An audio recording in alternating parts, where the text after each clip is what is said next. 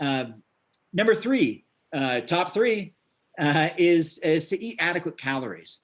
And so that is important in a lot of reasons. I use the word adequate rather than saying, eat a calorie surplus for vegan bodybuilding or deficit for losing weight or whatever it is, but eat adequate calories based on what your specific goals are.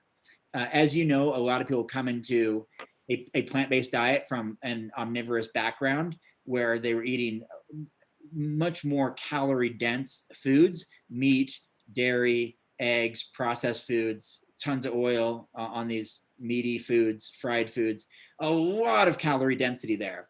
And they come to a plant-based diet, they're eating oftentimes, salads and vegetables and grains and fruits. And let's say they're a football player or some pretty built or serious athletic person. And now their calories are just so significantly cut.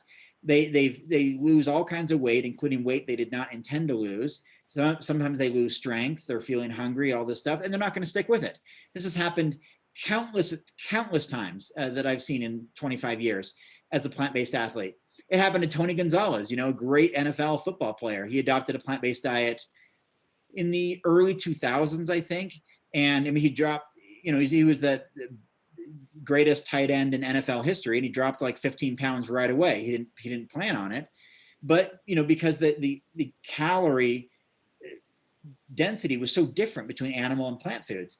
It happened to David Carter. I interviewed him about that in my new book, The Plant-Based Athlete.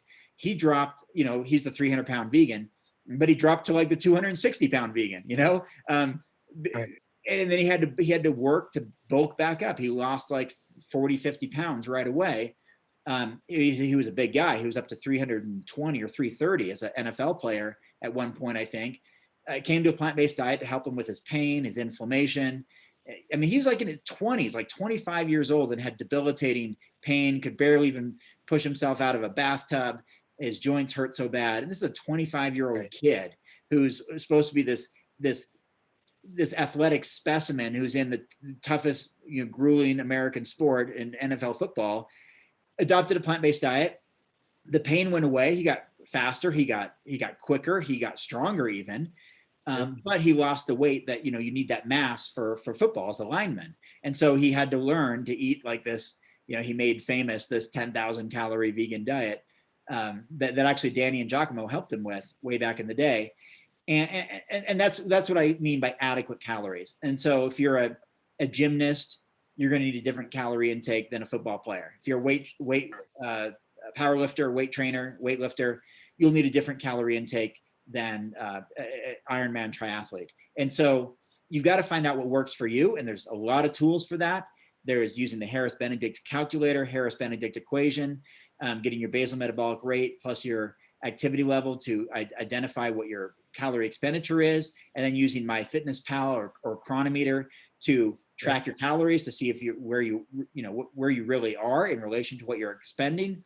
So there's a lot of tips to be had there. And of course we talk about that in my new book and in my previous books. So at the end of the day, eat adequate calories, and whenever possible, make sure those are good quality calories. Again, back to Furman, getting the most nutrients per calorie as possible.